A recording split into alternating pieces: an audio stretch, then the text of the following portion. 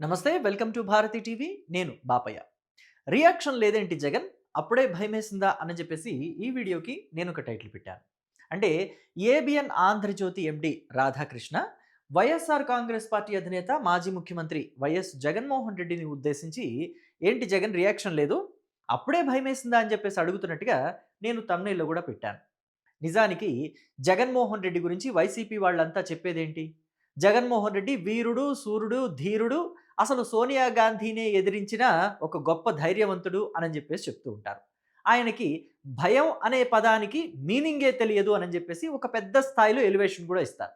మరి అలాంటిది జగన్మోహన్ రెడ్డి గురించి ఏబిఎన్ రాధాకృష్ణ ఏంటి జగన్ రియాక్షన్ లేదు, అప్పుడే భయమేసిందా అని చెప్పేసి అంటున్నట్టుగా థంబ్‌నెయిల్‌లో కూడా పెట్టానంటే వాళ్ళకి రుచిస్తుందా అంటే రుచించదు. కానీ ఇది యదార్థం.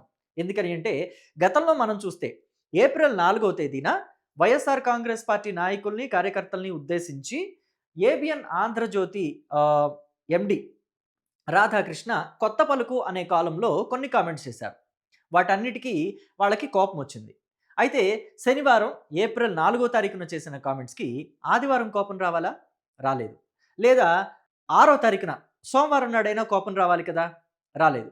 7వ తారీఖున కోపమొచ్చింది. ఏంటి అలా కోపం 7వ తారీఖున రావటం ఏంటని చెప్పేసి అంత ఆశ్చర్యాన్ని వ్యక్తం చేశారు. సో, అయితే ఏదో మరి మొత్తానికి 7వ తారీఖో, 8వ తారీఖో కోపమొచ్చిందనుకుందాం. వాళ్ళంతా అక్కడికి ఏబిఎన్ ఆంధ్రజ్యోతి కార్యాలయం ముందుకు వెళ్లి రాధాకృష్ణని బయటికి రావాలని చెప్పేసి సవాళ్లు విసిరారు, తొడలు కొట్టారు. ఒక పెద్ద ఎత్తున బూతు పంచాంగం కూడా అందుకున్నారు. అందులో ఆశ్చర్యం కూడా లేదు. వైసీపీ వాళ్ళు బూతులు తిట్టకపోతే ఆశ్చర్యం కానీ, తిడితే ఆశ్చర్యమేముంది? సో, మొత్తం మీద ఒక పెద్ద ఎత్తున ఒక 4, 5 రోజుల పాటు దీని మీద చర్చోపచర్చలు కూడా జరిగాయి మీడియాలో. రాధాకృష్ణ మహిళల్ని ఉద్దేశించి కించపరుస్తూ మాట్లాడాడు అని చెప్పేసి వైసీపీ వాళ్ళంతా ఒక రేంజ్‌లో ధర్నాలు చేశారు, నిరసనలు వ్యక్తపరిచారు. అసలు ఏబిఎన్ ఆంధ్రజ్యోతిని కార్యాలయాన్నే తగలబెట్టేస్తామని రోజా లాంటి వాళ్ళు మాట్లాడటం కూడా మనం చూసాం. అలాగే జగన్మోహన్ రెడ్డి కూడా స్వయంగా రియాక్ట్ అయ్యారు.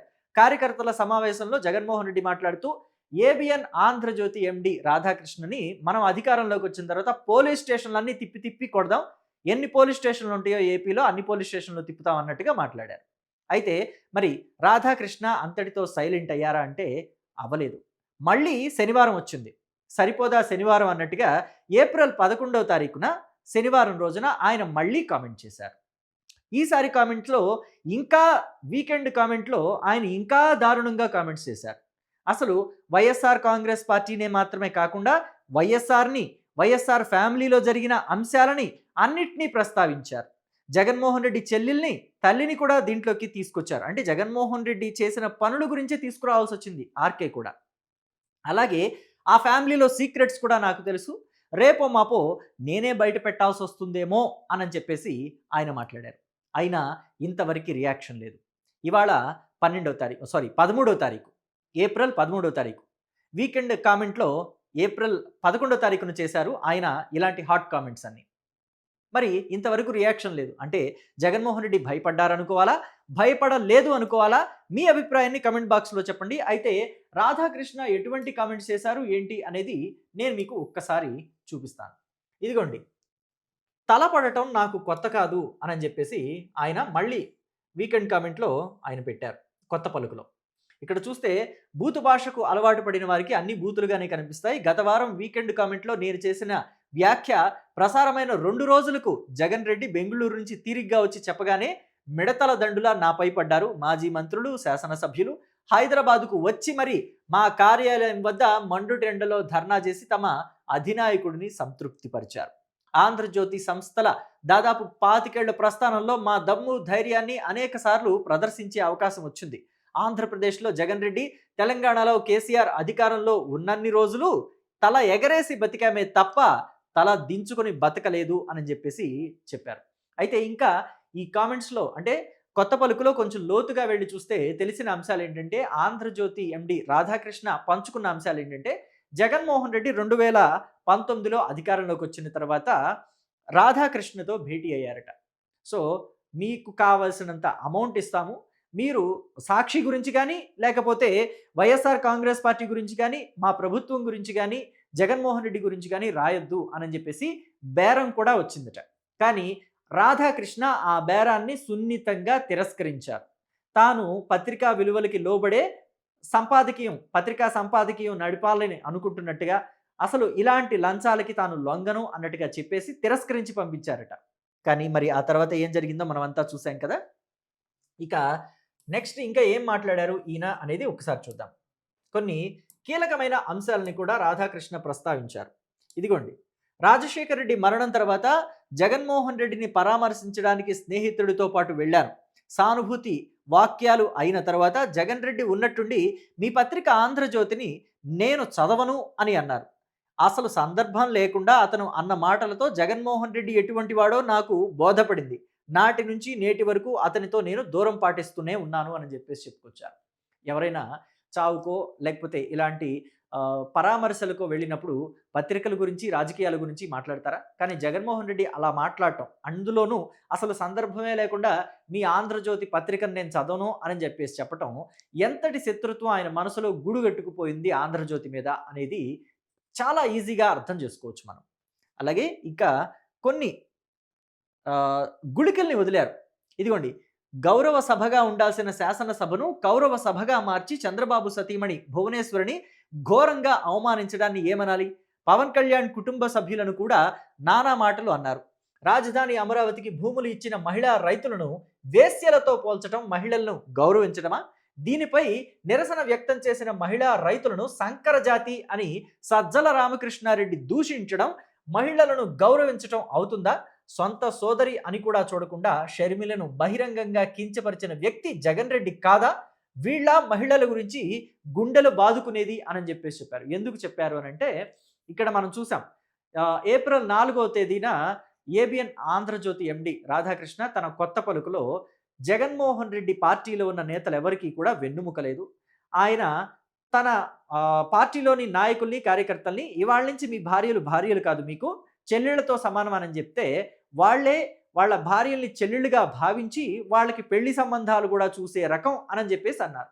సో దాంతో అసలు రాధాకృష్ణ మహిళలందరినీ కించపరిచేశారు అని చెప్పేసి, మహిళలంటే గౌరవం లేదు అని చెప్పేసి మాట్లాడారు. కానీ ఇక్కడ వెన్నుముక లేని మనస్తత్వం కలిగిన వాళ్ళు అని చెప్పేసి చెప్పటం ఆయన ఉద్దేశం.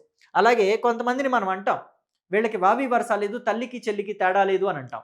అంటే అక్కడ ఆ మనిషి మనస్తత్వాన్ని చెప్పడం అవుతుంది కానీ ఆడవాళ్ళని కించపరిచినట్టు అవుతుందా అంటే అవ్వదు అనే చెప్పాలి. కానీ ఇక్కడ కేవలం రాజకీయ లబ్ధి కోసమే అక్కడ జగన్మోహన్ రెడ్డి అండ్ కో రాధాకృష్ణ ఆడవాళ్ల మీద అనుచిత వ్యాఖ్యలు చేశారు అని చెప్పేసి నిన్న మొన్న టీవీల్లో అంతా కూడా ఒక గడిచిన 4 రోజుల నుంచి 5 రోజుల నుంచి ఇదే నడుస్తుంది. రాధాకృష్ణకి మహిళల మీద గౌరవం లేదు అని చెప్పేసి, మరి దీన్నేమనాలి అని చెప్పేసి రాధాకృష్ణ అదే అడుగుతున్నారు. పవన్ కళ్యాణ్ భార్యని, కుటుంబ సభ్యుల్ని అవమానించారు, ఇంట్లో మహిళల్ని, చిన్నపిల్లల్ని కూడా అవమానకరంగా మాట్లాడారు. ఇక ఏకంగా శాసనసభ, అది గౌరవ సభని కౌరవ సభగా మార్చేశారు చంద్రబాబు సతీమణిని ఘోరంగా అవమానించి. మరి రాష్ట్రంలో రాజధాని కోసం భూములు ఇచ్చిన అమరావతి మహిళల్ని కూడా వేశ్యలతో పోల్చిన సందర్భం కూడా ఉంది, మనం చూసాం. వాళ్ళని ఎంత గౌరవించాలి, వాళ్ళని ఎంత అవమానించారు, ఇవన్నీ కూడా తేడా తెలుసు రాష్ట్ర ప్రజలందరికీ కూడా. అలాగే మహిళా రైతులను పట్టుకుని సంకర జాతి మంద అని చెప్పేసి సజ్జల రామకృష్ణారెడ్డి మాట్లాడిన మాటల్ని కూడా మనం మర్చిపోలేము. ఇవన్నీ మర్చిపోయి రాధాకృష్ణ మహిళల్ని అవమానించారు అని అంటూ ఎంత భయంకరమైన ప్రచారం చేశారో మనమంతా చూసాము. అయితే ఇక్కడ ఇంకొక విషయం కూడా మాట్లాడుకోవాలి. రాజశేఖర రెడ్డి జీవించి ఉన్నప్పుడు ఆ కుటుంబంలో చోటు చేసుకున్న ఒక దిగ్భ్రాంతికర సంఘటన గురించి సమయం వచ్చినప్పుడు నేనే బయట పెట్టాల్సి వస్తుందేమో తెలియదు.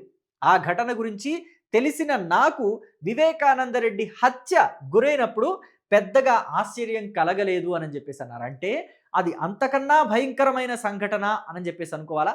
అసలు ఆ సంఘటన ఏంటి అని చెప్పేసి ఆర్కే ఎప్పుడు బయట పెడతారు? వివేకానంద రెడ్డి మర్డర్ అంటేనే అది ఒక పెద్ద సెన్సేషన్. ఎందుకంటే రాజశేఖర రెడ్డికి తమ్ముడు, అంటే ఒక దివంగత ముఖ్యమంత్రికి తమ్ముడు, కాబోయే ముఖ్యమంత్రికి బాబాయ్. అంటే ఉండవల్లి అరుణ్ కుమార్ లాంటి వాళ్ళే అప్పట్లోనే చెప్పారు కదా, జగన్మోహన్ రెడ్డి ఆర్ఎస్సి ముఖ్యమంత్రి అని చెప్పేసి. సో కాబట్టి కాబోయే ముఖ్యమంత్రికి బాబాయ్. మరి అలాంటి వ్యక్తి చనిపోవడం అనేది ఎంత పెద్ద సెన్సేషనో మనందరికీ తెలుసు. మరి దానికన్నా పెద్ద సెన్సేషన్ అయి ఉంటుంది కదా. ఎందుకంటే నాకు ఆ వివేకానంద రెడ్డి హత్యకు గురైన సంఘటన విన్నప్పుడు పెద్దగా ఆశ్చర్యం కలగలేదు అని రాధాకృష్ణనే చెప్తున్నారు. అంటే దానికన్నా ఒక భయంకరమైన సంఘటన వైఎస్ ఫ్యామిలీలో ఏదో జరిగింది అని చెప్పేసి చూచాయిగా చెప్తున్నారు. ఆ సంఘటన ఏంటి అనేది తెలుసుకోవాలని ఆంధ్రప్రదేశ్ రాష్ట్ర ప్రజలంతా కూడా కుతూహల పడుతున్నారు. ఒకవేళ ఆ సంఘటన తెలిస్తే ఏం జరుగుతుంది? జగన్ మీద ఉన్న గౌరవం పోతుందా? అందుకనే జగన్మోహన్ రెడ్డి భయపడి నోరెత్తి మాట్లాడలేదా? శనివారం రోజున ఈ కొత్త పలుకు బయటకొచ్చింది. ఆర్‌కే కొత్త పలుకు శనివారం రోజు అంటే ఏప్రిల్ 11వ తేదీన కొత్త పలుకు బయటకొచ్చింది.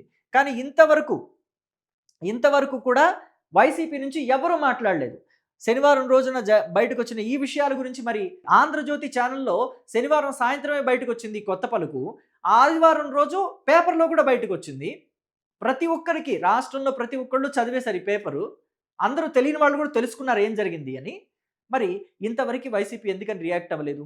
ఎప్పుడు రియాక్ట్ అవుతుందనుకుంటున్నారు? భయం అనే పదానికి మీనింగ్ తెలియదు జగన్మోహన్ రెడ్డికి.